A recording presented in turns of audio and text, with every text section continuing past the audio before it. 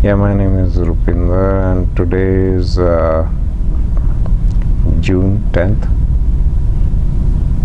2014. How old were you in the year 1984? In 1984, I was about 24. And where were you in June 1984? We were living in Pune. So, what happened in June 84? How did you come to know about that? June 84, everybody knows in city the way the news came, like because we were in Pune, we also came to know that there was some Sikh regiment in Southern Command and things like that, and there were some movements happened. We did not know anything much more because I was studying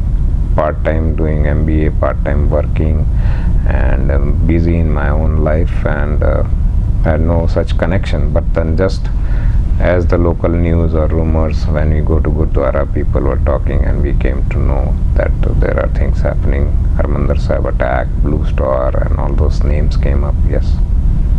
So, Harmandir Sahib has been attacked. How did that sound to you, or what was your reaction at that time? What did you feel? It was painful. Like you feel as if your home is being attacked, and Baba ਉੱਥੇ ਬੈਠਾ ਹੈ and somebody attacks it. You feel that way, Yeah. So, November 84 'ਚ ਤੁਸੀਂ ਕਿੱਥੇ ਸੀ ਤੇ ਕੀ ਪਤਾ ਲੱਗਿਆ ਜਾਂ ਕੀ ਵਾਪਰਿਆ ਉਦੋਂ? ਮੈਂ ਜੌਬ ਤੇ ਸੀ, ਐਕਚੁਅਲੀ ਮੈਂ ਟੂਰ ਤੇ ਸੀ। ਬੇਸਿਕਲੀ ਮੇਰਾ ਟੂਰ ਹੁੰਦਾ ਸੀ ਤੇ I was covering about half Maharashtra, western Maharashtra on tour. ਸਰਦਾਰ ਹੋਣ ਦੇ ਬਾਵਜੂਦ ਮੈਨੂੰ ਕੋਈ ਕਦੀ ਮਹਾਰਾਸ਼ਟਰ ਵਿੱਚ ਕੋਈ ਤਕਲੀਫ ਨਹੀਂ ਹੋਈ, ਪਰ ਉਸ ਦਿਨ ਪਤਾ ਨਹੀਂ ਕੀ ਹੋਇਆ, 31 ਅਕਤੂਬਰ ਦੀ ਗੱਲ ਹੈ ਤੇ ਸ਼ਾਮੀ ਅਸੀਂ ਘਰ ਨੂੰ ਆਏ, ਵੇਅਰ ਵੀ ਵਰ ਕਾਰ ਮੀਨਸ ਵੀ ਵਰ staying in hotel when you are touring. So hotel 'ਚ ਆਏ ਤੇ ਸ਼ਾਮੀ ਉੱਥੇ ਇੱਕ ਦੋ ਹੋਰ ਸਰਦਾਰ ਵੀ ਸਨ, ਕੁਝ ਡਿਫਰੈਂਟ ਫਲੋਰ ਦੇ ਉੱਤੇ। ਦੇ ਕੇਮ ਇਨ, ਰੋਟੀ ਖਾ ਕੇ ਬਾਹਰ ਬੰਦਾ ਬਾਲਕਨੀ 'ਚ ਬੈਠਦਾ ਤੇ ਗੱਲਾਂ ਹੋਈਆਂ ਆਪਸ ਵਿੱਚ। ਕੁਝ 2-4 ਹੋਰ ਸਨ ਬੰਦੇ ਸਾਡੇ, ਜਿਸ ਤਰ੍ਹਾਂ ਮੈਂ ਕੋਈ ਕੰਪਨੀ 'ਚ ਸਾਂ, ਦੂਜੀ ਕੰਪਨੀ 'ਚ, ਤੇ ਅਸੀਂ ਲੋਕ ਫਿਕਸ ਇੱਕ ਇਕੱਠੇ ਅਸੀਂ ਡਿਨਰ ਖਾਣ ਇਕੱਠੇ ਚਲੇ ਜਾਵਾਂਗੇ। ਬਾਈ ਕੰਮ ਤੋਂ ਤੁਸੀਂ ਆ ਜਾਓ, ਇਕੱਠੇ ਚਲੇ ਗਏ। ਐਂਡ ਕਹਿੰਦਾ ਹੋ ਸਕਦਾ ਕੱਲ ਮਾਰਕੀਟ ਬੰਦ ਹੋਵੇ, ਆਰਾਮ ਨਾਲ ਉੱਠਾਂਗੇ and things like that and we were not sure what happened basically. But hotel वाले ने क्या कि ज़्यादा देर तक बाहर मत रहो, मेरे को पुलिस का लफड़ा नहीं चाहिए, something like that. And we said okay, we just eat dinner and we inside the hotel we lobby च गैलरीज ਵਿੱਚ ਗੱਲਾਂ ਕਰਦੇ ਟਾਈਮ ਗੁਜ਼ਾਰਿਆ। ਦੂਜੇ ਦਿਨ 1 ਨਵੰਬਰ ਐਜ਼ ਯੂਜੂਅਲ ਸਾਰੇ ਤਿਆਰ ਹੋ ਕੇ ਗਏ ਐਂਡ ਕੰਮ ਤੇ, ਕਿਉਂਕਿ ਸਾਨੂੰ ਕੁਝ ਸਮਝ ਨਹੀਂ ਆਇਆ ਕਿ ਕੀ ਹੋ ਰਿਹਾ, ਪਰ ਇੰਨਾ ਹੋਵੇ ਕਿ ਬਾਹਰ ਨਿਕਲਦੇ ਆਈ ਇਸ ਤਰ੍ਹਾਂ ਲੱਗ ਰਿਹਾ ਸੀ ਕਿ ਜਿਸ ਤਰ੍ਹਾਂ ਸਮਥਿੰਗ ਇਜ਼ ਔਡ, ਮਤਲਬ ਸਭ ਸ਼ਾਂਤ ਸੀ, ਕੋਈ ਟ੍ਰੈਫਿਕ ਜ਼ਿਆਦਾ ਨਹੀਂ ਸੀ, ਥੋੜ੍ਹਾ ਜਿਹਾ ਘੱਟ ਸੀ। ਪਰ ਨਾਸ਼ਤਾ ਕਰਕੇ ਉੱਥੇ ਹੀ ਸਾਹਮਣੇ ਹੋਟਲ 'ਚ ਅਸੀਂ ਆਪਣਾ ਕੰਮਾਂ 'ਤੇ ਨਿਕਲਣ ਵਾਲੀ ਗੱਲ ਹੋਈ। ਪਰ ਜਿਉਂ ਹੀ 10-11 ਵਜੇ ਤੇ ਮੈਨੂੰ ਨਹੀਂ ਪਤਾ ਦੂਜੇ ਇਲਾਕੇ ਦਾ, ਪਰ ਮੈਂ ਉੱਥੇ ਸੀ ਮੀਰਜ ਔਰ ਸਾਂਗਲੀ ਦੇ ਇਸ ਏਰੀਆ 'ਚ। ਉੱਥੇ ਇੱਕ ਜੀਪ ਦੇ ਅੱਗੇ ਸਪੀਕਰ ਲੱਗਾ ਹੋਇਆ ਤੇ ਥੋੜ੍ਹਾ ਜਿਹਾ ਸਾਇਰਨ ਵਜਾ ਕੇ ਤੇ ਨਾਲ ਕਹੀ ਜਾ ਰਹੇ ਨੇ ਅੰਦਰ ਹੋ ਜਾਓ, ਅਫਵਾਹਾਂ 'ਚ ਨਾ ਵਿਸ਼ਵਾਸ ਕਰੋ ਔਰ ਬਾਹਰ ਨਾ ਘੁੰਮੋ, ਔਰ ਕਿਸੇ ਵੀ ਜਗ੍ਹਾ 'ਤੇ ਕੋਈ 4 ਤੋਂ 5 ਬੰਦੇ ਦਿਸੇ ਵੱਧ ਜਾਂ ਕੁਛ ਹੋਇਆ ਤੇ I don't know what they were saying in Marathi they were saying, but I did understood that they were saying ਕਿ ਕੁਛ ਹੋਇਆ ਤੇ ਅਸੀਂ ਲੋਕ ਅੰਦਰ ਕਰ ਦਾਂਗੇ, something like that। ਤੇ ਮੈਂ ਤੇ ਇਸ ਤਰ੍ਹਾਂ ਹੋਇਆ ਕਿ ਬਈ ਉੱਥੇ ਜਿੱਥੇ ਜਾ ਰਿਹਾ ਸੀ ਕੰਮ ਤੇ ਕਲਾਇੰਟਸ ਦੇ like shutting down kind of situation ਹੋ ਗਈ। ਸੋਚਿਆ ਚਲੋ ਠੀਕ ਹੈ ਚੱਲਦੇ ਹਾਂ, ਰੋਟੀ ਖਾਂਦੇ ਹਾਂ। ਤੇ ਜਿਉਂ ਹੀ ਹੋਟਲ 'ਚ ਵੜੇ ਤੇ 12-12:15 ਵਜੇ ਨਾਲ ਉਹਨੇ ਰੋਟੀ ਲਿਆ ਕੇ ਦਿੱਤੀ। ਉਸ ਤੋਂ ਬਾਅਦ ਹੋਟਲ ਦੇ ਸ਼ਟਰ ਵੀ ਬੰਦ ਕਰ ਦਿੱਤੇ ਉਹਨੇ ਬਾਹਰ। ਮੈਂ ਕਿਹਾ ਅਰੇ ਮੈਂ ਤਾਂ ਇੱਥੇ ਖਾ ਰਿਹਾ ਵਾਂ। ਕਹਿੰਦਾ ਸਾਹਿਬ ਆਪ खाओ आराम से, खाना खा लो, बाद में देखते हैं, हम छोड़ देंगे आपको जहाँ जाना। तो एक चौक अगे जा मेरा होटल सी ਬਟ ਰੋਟੀ ਖਾ ਕੇ ਬਾਹਰ ਨਿਕਲਿਆ ਅਸੀਂ, ਮਤਲਬ ਹੋਟਲ ਤੇ ਆਇਆ ਤੇ ਹੋਟਲ ਵਾਲੇ ਨੇ ਕਿਹਾ ਕਿ ਰੂਮ ਖਾਲੀ ਕਰਕੇ ਆਪਣੇ ਘਰਾਂ ਨੂੰ ਜਾਓ, ਕਿਉਂਕਿ ਕੋਈ ਪਤਾ ਨਹੀਂ 4-5 ਦਿਨ ਤੱਕ ਬੰਦ ਰਹੇਗਾ, ਬਿਕॉज ਪ੍ਰਾਈਮ ਮਿਨਿਸਟਰ ਦੀ ਡੈਥ ਹੋ ਗਈ ਹੈ ਔਰ ਬਹੁਤ ਵੱਡੀ ਚੀਜ਼ ਹੋਈ ਹੈ ਤੇ 3 ਦਿਨ ਵਾਸਤੇ ਤੇ flag is down and things like that, ਤੇ ਤੁਸੀਂ ਆਪਣੇ ਘਰਾਂ ਨੂੰ ਜਾਓ, ਟੂਰ ਤੇ ਰਹਿ ਕੇ ਕੁਝ ਫਾਇਦਾ ਨਹੀਂ। ਤੇ ਉੱਥੋਂ ਅਸੀਂ ਨਿਕਲ ਆਏ ਸਟੇਸ਼ਨ ਤੇ, ਪੂਰਾ ਗਰੁੱਪ ਹੋਟਲ 'ਚ ਜਿੰਨੇ ਬੰਦੇ ਸਾਂ ਸਾਰੇ। ਸਾਡੀ ਗੱਡੀ ਨਿਕਲਣੀ ਸੀ 6:45 ਵਜੇ ਉੱਥੋਂ ਦੀ, ਐਂਡ ਬਟ ਉਹ ਨਿਕਲ ਤੇ ਗਈ ਸਟੇਸ਼ਨ ਤੋਂ, ਹਾਲੇ 10-12 ਕਿਲੋਮੀਟਰ ਦੂਰ ਹੀ ਕਿਰਲੋਸਕਰਵਾੜੀ ਸਟੇਸ਼ਨ ਸੀ, ਉੱਥੇ ਤੱਕ ਪਹੁੰਚਦਿਆਂ ਤੱਕ ਉਹਨੇ 4 ਘੰਟੇ ਲਗਾ ਦਿੱਤੇ। ਸਮਝ ਨਹੀਂ ਆਇਆ ਕੀ ਹੋ ਰਿਹਾ ਹੈ, ਕਿ ਇੰਨੀ ਸਲੋ ਕਿਉਂ ਚੱਲ ਰਹੀ ਹੈ, 20 ਕਿਲੋਮੀਟਰ ਕਦੀ 15 ਕਿਲੋਮੀਟਰ ਦੀ ਸਪੀਡ ਤੇ, ਜਿਸ ਤਰ੍ਹਾਂ ਮਾਲ ਗੱਡੀ ਚੱਲਦੀ ਹੈ ਉਸ ਤਰ੍ਹਾਂ ਚੱਲਦੀ ਰਹੀ। ਐਂਡ ਦੈਨ ਕਿਰਲੋਸਕਰਵਾੜੀ ਤੇ 8:45 ਵੱਜ ਗਏ, 8:45 ਔਰ 9 ਵਜੇ ਉੱਥੇ ਰੇਡੀਓ ਤੇ ਨਿਊਜ਼ ਆਉਂਦੀ ਸੀ ਉਹਨਾਂ ਦਿਨਾਂ 'ਚ, ਤੇ ਨਿਊਜ਼ ਜੋ ਆਉਂਦੀ ਹੈ, ਪਰ ਅਸੀਂ ਲੋਕ ਉਤਰੇ ਕਿਉਂਕਿ ਰੋਟੀ ਦਾ ਟਾਈਮ ਹੋ ਗਿਆ ਸੀ। ਨਾਰਮਲੀ ਕੀ ਹੈ, ਸੋ ਜਾਈਦਾ ਸੀ ਔਰ 4-6 ਘੰਟੇ 'ਚ ਪਹੁੰਚ ਜਾਈਦਾ ਘਰ, ਤੇ ਘਰ ਲੇਟ ਜਾ ਕੇ ਰੋਟੀ ਆਰਾਮ ਨਾਲ ਖਾ ਲਾਂਗੇ, ਭਾਵੇਂ ਲੇਟ ਖਾਧੀ ਉਸ ਤਰ੍ਹਾਂ, ਤੇ ਕਦੀ ਕੁਝ, ਪਰ ਉੱਥੇ ਬਹੁਤ ਟਾਈਮ ਹੋ ਗਿਆ ਸੀ ਤੇ ਦਿਲ ਕੀਤਾ ਕਿ ਕੁਝ ਲੈ ਲਈਏ। ਤਾਂ ਅਸੀਂ 2-4 ਮੁੰਡੇ, ਮਤਲਬ ਜਿਹੜੇ ਸਟੇਸ਼ਨ ਆਪਣੇ 3 ਦੇ ਸਲੀਪ ਬੈਠਣ ਦੀ ਜਗ੍ਹਾ ਹੁੰਦੀ ਹੈ, 3 ਸਾਹਮਣੇ ਬੈਠਦੇ, ਅਸੀਂ 3-4 ਬੰਦੇ ਉਤਰ ਕੇ ਚਲੋ ਚਾਹ ਕॉफ़ी या कुछ नाश्ता मिल जाए तो देखे, तो just bought 1 glucose packet and पैसे दे रहा सी, ते भीड़ सी, मतलब क्योंकि दूरों हथ करके उन्हें पकड़ाया, पैसे दिते, ते पर उत्थे रेडियो लगा सी और भीड़ इस करती सी, कोई खरीद नहीं रहा सी, पर they were listening to the radio. और मेरा ध्यान सी कि मैं लैके फटाफट गड्डी 'ਚ जावां ताकि यह ना होए गड्डी टुर पवे, ਤੇ ਮੈਨੂੰ ਕੁਝ ਸਮਝ ਨਹੀਂ ਆਇਆ। ਮੈਂ ਲੈ ਕੇ ਨਿਕਲਿਆ ਵਾਂ, ਹਲੇ ਆਪਣੇ ਬੋਗੀ ਵੱਲ ਮੂੰਹ ਆਇਆ ਤੇ ਮੈਨੂੰ ਪਿੱਛੋਂ ਦੀ ਆਈ ਵਾਜ਼ ਅਟੈਕਡ, ਲਾਈਕ ਜਿਸ ਤਰ੍ਹਾਂ ਕਿ ਮੌਬ ਮਾਰਦਾ ਹੈ, ਇੱਕ ਕੁਝ ਸਮਝ ਨਹੀਂ ਆਇਆ ਕਿੱਥੇ ਕੌਣ ਮਾਰਦਾ ਪਿਆ, ਔਰ ਮੈਂ ਡਿੱਗ ਪਿਆ ਤੇ ਆਪਣੇ ਮੈਂ ਮੂੰਹ ਦੇ ਭਾਰ ਡਿੱਗਾ, ਜਿਵੇਂ ਬਸ ਮੂੰਹ ਦੇ ਭਾਰ ਡਿੱਗਾ ਨਾ, ਤੇ ਸੁੰਨ ਕਰਕੇ ਇੱਕਦਮ ਸਿਰ ਹੋ ਗਿਆ, ਤੇ ਕੁਝ ਜਿਸ ਤਰ੍ਹਾਂ ਲਿਸ਼ਕਾਰਾ ਜਿਹਾ ਕੁਝ ਦਿਸਦਾ ਨਹੀਂ, ਪਰ ਇਤਨਾ ਹੈ ਯਾਦ ਹੈ ਮੈਨੂੰ 2-4, ਜਿਸ ਤਰ੍ਹਾਂ ਕਿ ਕੋਈ ਪਹਾੜ ਡਿੱਗਦਾ ਨਾ ਤੁਹਾਡੀ ਅੱਖਾਂ ਦੇ ਅੱਗੇ, ਮੈਂ ਮੂੰਹ ਉੱਪਰਲੇ ਪਾਸੇ ਕਰਾਂ ਤੇ ਜੁੱਤੀਆਂ ਦੇ ਸੋਲ ਮੇਰੇ ਮੂੰਹ ਤੇ ਪੈ ਰਹੇ ਸਨ, ਤੇ ਮੇਰਾ ਹੱਥ ਉੱਤੇ ਗਿਆ ਕਿ ਮੇਰੀ ਪੱਗ ਨਾ ਡਿੱਗ ਪਵੇ, ਤੇ ਮੈਂ ਪੱਗ ਫੜਨ ਦੀ ਕੋਸ਼ਿਸ਼ ਕਰਾਂ ਔਰ ਮੇਰੇ ਹੱਥਾਂ ਤੇ ਔਰ ਮੂੰਹ ਤੇ ਔਰ ਨੱਕ ਤੇ ਜਿਸ ਤਰ੍ਹਾਂ ਕਿ ਸੋਲ ਦੇ ਜਿਹੜੇ, ਮੈਂ ਕਹਿ ਨਹੀਂ ਸਕਦਾ, ਪਰ ਇਟ ਵਾਜ਼ ਲਾਈਕ, ਮੈਂ ਕਹਿ ਰਿਹਾ ਨਾ, ਉਹ ਮੈਨੂੰ ਫੀਲਿੰਗ ਕਦੀ ਨਹੀਂ ਆਈ ਦੁਬਾਰਾ, ਪਰ ਉਹ ਯਾਦ ਰਹਿੰਦਾ ਹਮੇਸ਼ਾ ਕਿ ਜਿਸ ਤਰ੍ਹਾਂ ਮੇਰੇ ਤੇ ਕੋਈ ਪਹਾੜ ਪੈ ਜਾਂਦਾ ਔਰ ਆਈ ਕੈਨ ਨਾਟ ਮੂਵ, ਮੇਰਾ ਸਿਰ ਦਬ ਗਿਆ ਥੱਲੇ ਇੱਕਦਮ। ਇਸ ਤਰ੍ਹਾਂ ਹੁੰਦੇ ਇੱਕਦਮ ਅਚਾਨਕ ਮੈਨੂੰ ਜ਼ੋਰ ਦੀ ਆਵਾਜ਼ ਆਈ, ਕਿਧਰ ਹੈ ਰੁਪਿੰਦਰ? ਮੇਰਾ ਦੋਸਤ ਜਿਹੜਾ ਮੇਰੇ ਨਾਲ ਨਿਕਲਿਆ ਸੀ, ਮਤਲਬ ਜਿਹੜੇ ਅਸੀਂ ਬੈਠੇ ਸੀ ਇਕੱਠੇ, ਤੇ ਉਹ ਨਿਕਲਿਆ ਸੀ, ਤੇ ਉਹ ਆਪਣਾ ਚਾਹ ਵਗੈਰਾ ਲੈ ਕੇ ਉਹ ਸ਼ਾਇਦ ਪਹੁੰਚ ਗਿਆ ਡੱਬੇ ਤੇ, ਔਰ ਮੈਂ ਫੜੇ ਗਿਆ ਔਰ ਉਹਨੂੰ ਪਤਾ ਹੀ ਨਹੀਂ, ਔਰ ਮੇਰੇ ਖਿਆਲ ਮੈਨੂੰ ਕੁੱਟਦੇ ਪਏ ਸਨ ਤੇ ਮੌਬ ਵਿੱਚ ਉਹਨੂੰ ਦਿਖਾਈ ਨਹੀਂ ਦਿੱਤਾ, ਤੇ ਜੋ ਹੀ ਉਹਨੇ ਆਵਾਜ਼ ਮਾਰੀ ਕਿਧਰ ਹੈ, ਤਾਂ ਮੈਨੂੰ ਸਮਝ ਨਹੀਂ ਆਇਆ, ਮੈਂ ਹੱਥ ਇਸ ਤਰ੍ਹਾਂ ਕੀਤਾ, ਕਿਹੜੇ ਪਾਸੇ ਕੀਤਾ, ਕੀ ਕੀਤਾ, ਪਰ ਉਹ ਮੌਬ ਦਾ ਧਿਆਨ ਉਸ ਪਾਸੇ ਗਿਆ ਕਿ ਉਹਨੇ ਆਵਾਜ਼ ਮਾਰੀ ਜਿਸ ਬੰਦੇ ਨੇ, ਔਰ ਮੇਰੀ ਵੀ ਅੱਖ ਉੱਥੇ ਮਿਲੀ, ਔਰ ਉਹ ਮੇਰੀ ਅੱਖਾਂ ਦੇ ਸਾਹਮਣੇ ਮੇਰਾ ਦੋਸਤ ਖੜਾ ਸੀ ਕਿ ਡੱਬੇ ਦੇ ਦਰਵਾਜ਼ੇ ਦੇ ਉੱਤੇ, ਔਰ ਉਹਨੇ ਹੱਥ ਕੀਤਾ, ਜਲਦੀ ਆ ਗਾੜੀ ਚੱਲ ਰਹੀ ਹੈ, ਸਮਥਿੰਗ ਲਾਈਕ ਦੈਟ। ਇਸ ਤਰ੍ਹਾਂ ਇੰਨਾ ਕੁਝ ਮੈਨੂੰ ਸੁਣਨ ਨੂੰ ਨਹੀਂ ਆਇਆ, ਪਰ ਉਹਦਾ ਹੱਥ ਦਾ ਇਸ਼ਾਰਾ ਸੀ ਇੱਕ ਲਿਮਕ ਦਾ, ਤੇ ਮੈਂ ਬਸ ਉਹਦੇ ਵੱਲ ਵੇਖਿਆ ਔਰ ਮੈਂ ਉੱਠ ਕੇ ਦੌੜਿਆ ਉਹਦੇ ਵੱਲ,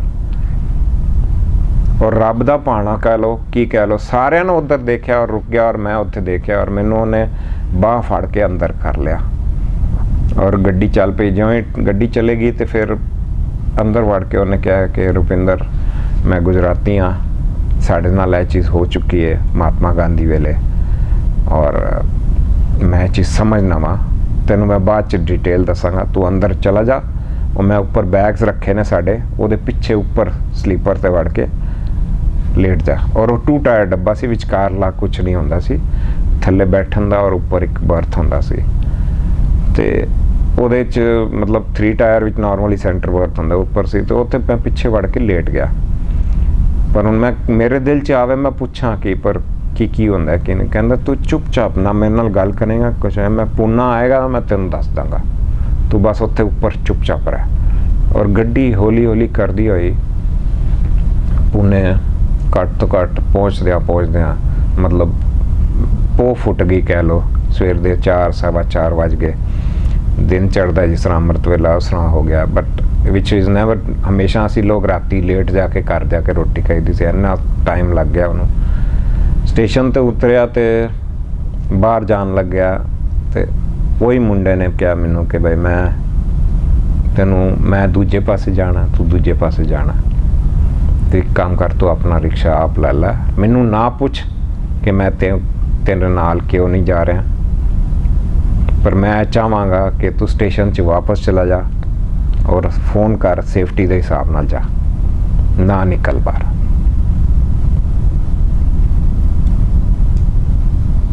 ਔਰ ਜਿਹੜੀ ਪਿਛਲੇ ਸਟੇਸ਼ਨ ਤੇ ਰੇਡੀਓ ਚੱਲ ਰਿਹਾ ਸੀ, ਤੁਹਾਨੂੰ ਯਾਦ ਹੈ ਕੀ ਖਬਰ ਸੀ ਰੇਡੀਓ ਤੇ, ਕਿਸ ਤਰ੍ਹਾਂ ਦੀ ਨਿਊਜ਼ ਸੀ? ਮੈਂ ਵਾਪਸ ਰਿਕਸ਼ੇ ਤੋਂ ਸਟੇਸ਼ਨ ਪੁਣੇ 'ਚ, ਮੈਂ ਜਿਸ ਤਰ੍ਹਾਂ ਮੈਂ ਦੱਸਿਆ ਸਟੇਸ਼ਨ ਚਲਾ ਗਿਆ ਔਰ ਮੈਂ ਕੋਸ਼ਿਸ਼ ਕੀਤੀ ਕਿ ਮੈਂ ਆਪਣੇ ਘਰ ਨੂੰ ਜਾਵਾਂ, ਪਰ ਉਹ ਮੈਂ ਇਮੀਡੀਏਟ ਨਹੀਂ ਜਾ ਸਕਿਆ। ਮੈਨੂੰ ਰੇਲਵੇ ਪੁਲਿਸ ਹੀ ਉੱਥੇ ਫੜ ਕੇ ਅੰਦਰ ਲੈ ਗਈ ਵਾਪਸ, ਔਰ ਆਮ ਸਟੇਸ਼ਨ ਮਾਸਟਰ ਦੇ ਰੂਮ 'ਚ ਲੈ ਕੇ ਜਾਂਦੇ ਨੇ, ਮੈਨੂੰ ਨਹੀਂ ਪਤਾ ਇਸ ਵੇਲੇ ਕਿਹੜੇ ਰੂਮ 'ਚ ਲੈ ਕੇ ਗਏ, ਪਰ ਮੇਰਾ ਇੱਕ ਕੱਪੜਾ, ਕੱਛਾ, ਬਨੈਨ, ਸਭ ਕੁਝ ਕਹਿ ਲਓ ਜਾਂ ਜੋ ਵੀ ਤੋਲਿਆ, ਹਰ ਇੱਕ ਚੀਜ਼ ਉਹਨਾਂ ਨੇ ਮੇਰੇ ਬੈਗ ਦੇ ਪੇਪਰ ਛਾਨ ਕੇ 1.5-2 ਘੰਟਾ ਮੇਰਾ ਸਿਰ ਖਾਦਾ। ਔਰ ਮੈਂ ਛੋਟੀ ਸਰੀ ਸਾਹਿਬ ਜਿਹੜੀ ਬੈਗ ਵਿੱਚ ਰੱਖਿਆ ਕਰਦਾ ਸੀ ਨਾਲ ਹਮੇਸ਼ਾ, ਕਿਉਂਕਿ ਆਪਣੇ ਪਾ ਕੇ ਟਾਈ ਕੋਟ ਦੇ ਨਾਲ ਪਾ ਕੇ ਨਹੀਂ ਜਾਂਦਾ ਸੀ, ਪਰ ਮੈਂ ਬੈਗ 'ਚ ਹੁੰਦੀ ਸੀ। ਉਹਦੇ ਪਿੱਛੇ ਲੱਗ ਕੇ ਬੜੀ ਦੇਰ ਬਹਿਸ ਕਰਦਾ ਰਿਹਾ ਤੇ ਫਿਰ ਉਸ ਤੋਂ ਬਾਅਦ ਉਹਨੇ ਮੈਨੂੰ ਕਿਸੇ ਨਾ ਤਰੀਕੇ ਨਾਲ ਜਾਣ ਦਿੱਤਾ ਤੇ ਮੈਂ ਫਿਰ ਪੈਦਲ ਘਰ ਗਿਆ। ਮੈਨੂੰ ਆਪ ਨਹੀਂ ਪਤਾ ਕਿ ਕਿਸ ਹਿੰਮਤ ਨਾਲ ਗਿਆ, ਕਿਉਂਕਿ ਮੈਂ ਉੱਪਰ ਉੱਥੇ ਲਟਕਿਆ ਰਿਹਾ, ਮੈਂ ਸੱਟਾਂ ਵਿੱਚ ਸੀ, ਮੇਰੀ ਅੱਖਾਂ ਮੂੰਹ ਕਾਲੇ ਹੋਏ ਪਏ ਸਨ, ਜਿਸ ਕਰਕੇ ਮੇਰਾ ਦੋਸਤ ਕਹਿ ਰਿਹਾ ਸੀ ਤੂੰ ਜਾਏਂਗਾ ਤਾਂ ਭਾਵੇਂ ਤੂੰ ਨਾਰਮਲ ਨਹੀਂ ਦਿਸਦਾ ਪਿਆ, ਕਿਉਂਕਿ ਨਿਸ਼ਾਨ ਨੀਲ ਪੀਲ ਪੈ ਗਏ ਮੂੰਹ ਤੇ, ਚਿਹਰੇ ਤੇ, ਹੱਥਾਂ ਬਾਹਾਂ ਤੇ, ਜਿਸ ਕਰਕੇ ਨਹੀਂ ਹੋਣ ਦੇ ਬਾਵਜੂਦ ਵੀ ਨਾਰਮਲ ਬੰਦੇ ਨੂੰ ਕੋਈ ਪੁੱਛਦਾ ਨਹੀਂ। ਇਹੋ ਜਿਹੀ ਕੰਡੀਸ਼ਨ 'ਚ ਕੋਈ ਵੀ ਬੰਦਾ ਫੜ ਕੇ ਗੱਲ ਕਰ ਸਕਦਾ, ਕੁਝ ਕਰ ਸਕਦਾ, ਪਰ ਮੈਂ ਉਸ ਤਰ੍ਹਾਂ ਹੀ ਪੈਦਲ ਚਲਾ ਗਿਆ ਘਰ। ਔਰ ਸन्नाटा ਸੀ ਤੇ ਇੱਕ ਹੱਥ 'ਚ ਬੈਗ ਲੈ ਕੇ ਔਰ ਉਸ ਨੂੰ ਲੈ ਕੇ ਘਰ ਪਹੁੰਚ ਗਿਆ ਮੈਂ।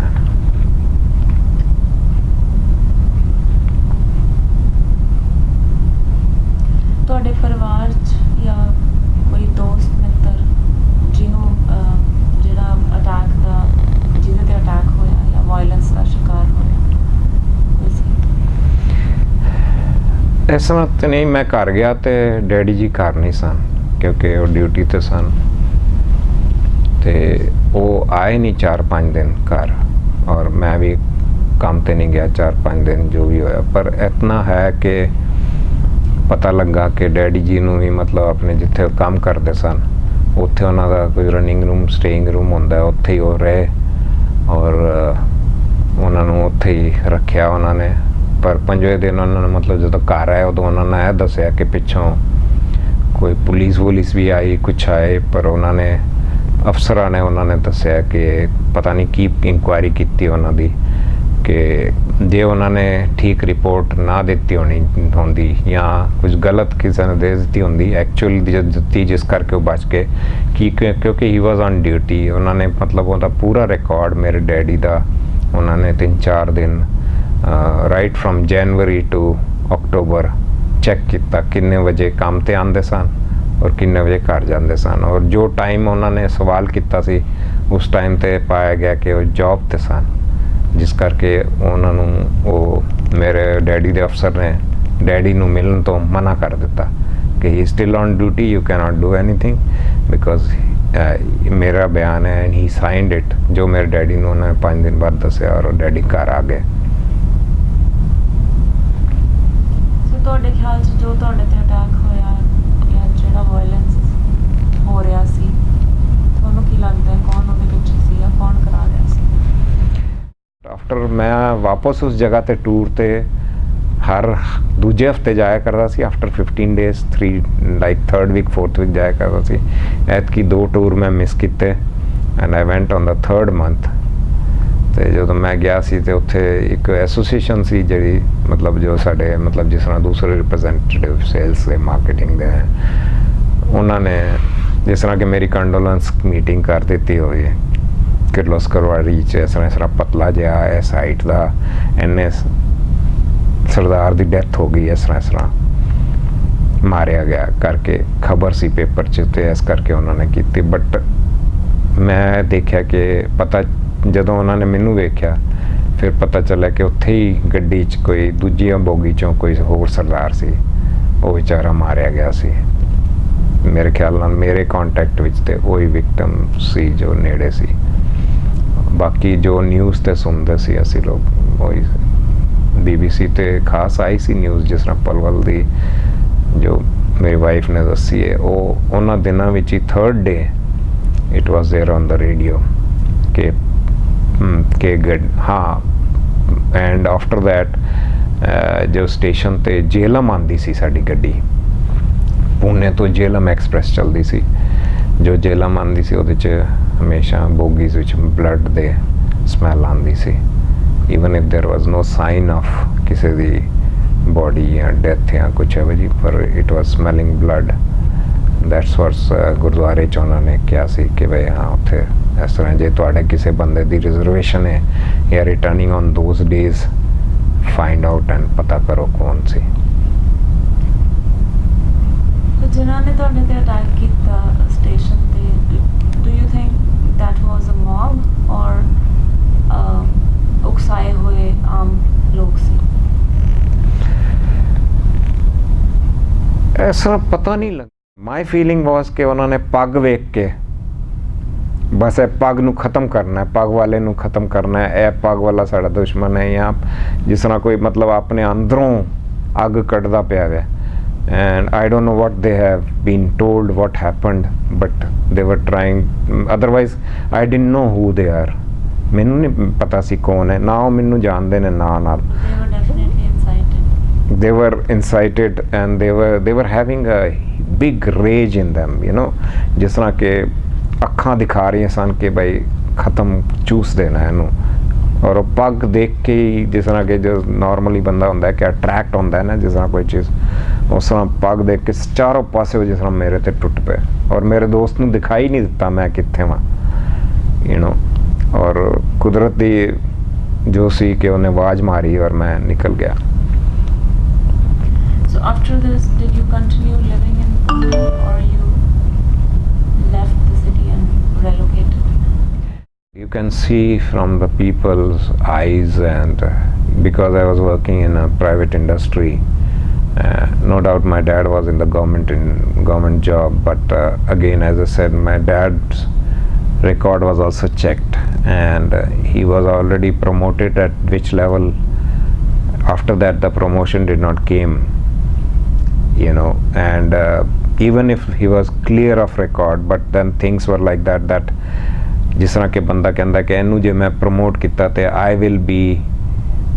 ਲੁੱਕ ਡਾਊਨ ਕਿ ਇਹਨੂੰ ਕਿਉਂ ਕਰ ਦਿੱਤਾ something like that were happening but it was not sad it was a feelings secondly when you go to the client they will always ask you you know और क्या हो रहा है उसका आपका कैसा हो रहा है फिर क्या सोच रहे हो क्या कर रहे हो and I had never had answers for that I used to always cut it short and say it's the same news for you what it is for me because I am living here that used to be answer ਉਹ ਇੱਕ ਗੱਲ ਕਹਿ ਕੇ ਨਿਕਲ ਜਾਂਦਾ ਸੀ ਪਰ ਉਹ ਜੋ ਕੋਈ ਚੀਜ਼ ਕਹਿ ਦਿੰਦਾ ਸੀ ਉਹ ਫਿਰ ਉਹ ਰਾਤੀ ਨੀਂਦਰ ਨਹੀਂ ਆਣੀ ਚੈਨ ਨਹੀਂ ਆਣਾ ਪਰ you have to survive.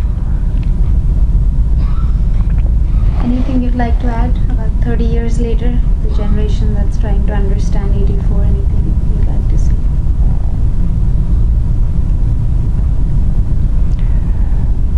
'84 ਵਿੱਚ ਸਾਨੂੰ ਬਹੁਤ there are two things I have seen ਕਿ ਪੱਗ ਵੇਖ ਕੇ ਮਾਰਨਾ ਹੈ ਮੈਂ ਕਿਸੇ ਨੂੰ ਕੁਛ ਨਹੀਂ ਦੋਸ਼ ਦਾਂਗਾ ਜਿਨ੍ਹਾਂ ਨੇ ਪੱਗਾਂ ਲਾਈਆਂ ਨੇ ਜਾਂ ਜਾਨਾਂ ਬਚਾਈਆਂ ਨੇ ਮਾਵਾਂ ਨੇ ਪਾਪਾ ਜੀ ਨੇ ਜਾਂ ਬੱਚਿਆਂ ਨੇ ਭਰਾਵਾਂ ਨੇ ਕਈਆਂ ਨੇ ਬੱਚਿਆਂ ਦੇ ਕੇਸ ਕਤਲ ਕਰਕੇ ਜਾਨਾਂ ਬਚਾਈਆਂ ਕਈਆਂ ਦੀਆਂ ਧੀਆਂ ਭੈਣਾਂ ਨੇ ਕੁਛ ਵੀ ਜੋ ਵੀ ਹੋਇਆ they had to get married to some other people those who lost male female, ਜੋ ਮੈਂ ਦੇਖਿਆ ਮਤਲਬ ਆਮ ਆਪਣੇ ਆਲੇ ਦੁਆਲੇ, ਕਿਉਂਕਿ ਉਹਨਾਂ ਨੂੰ ਸਪੋਰਟ ਵਾਲਾ ਕੁਝ ਨਹੀਂ ਸੀ, ਦੇ ਵੈਂਟ ਇਨਟੂ ਡਿਫਰੈਂਟ ਕਮਿਊਨਿਟੀ। ਪਰ ਮੈਂ ਕਹਾਂਗਾ ਕਿ ਅੱਜ ਵੀ ਤੁਸੀਂ ਆਪਣੇ ਆਪ ਨੂੰ ਸੰਭਾਲੋ, ਐਂਡ ਜੇ ਉਹ ਖਤਮ ਕਰਨਾ ਚਾਹੁੰਦੇ ਨੇ ਤੁਸੀਂ ਖਤਮ ਨਾ ਹੋਣ ਦਿਓ, ਆਪਣੇ ਆਪ ਨੂੰ ਸੰਭਾਲੋ, come back. And I want them to see the same numbers are there, even if they have chopped us out, we are still there।